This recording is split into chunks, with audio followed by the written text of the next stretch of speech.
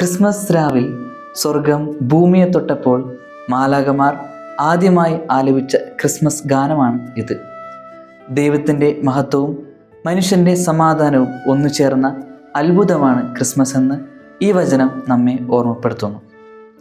നമ്മുടെ പ്രവൃത്തികൾ വഴി ദൈവത്തിന് മഹത്വം കൊടുക്കുവാൻ വേണ്ടിയാണ് ഈ വചനം നമ്മോട് ആവശ്യപ്പെടുന്നത്. സമാധാനം വെറുമൊരു ആശംസ മാത്രമല്ല, മറിച്ച് നമ്മുടെ കുടുംബത്തിലും കൂടെയുള്ളവരിലും സമൂഹത്തിലും സമാധാനത്തിൻ്റെ ഉപകരണമായി നമ്മൾ മാറണമെന്ന് ദൈവം നമ്മിൽ നിന്ന് ആഗ്രഹിക്കുന്നു. നമ്മുടെ ഉള്ളിലെ പകയും വിദ്വേഷവും എടുത്തു മാറ്റാം.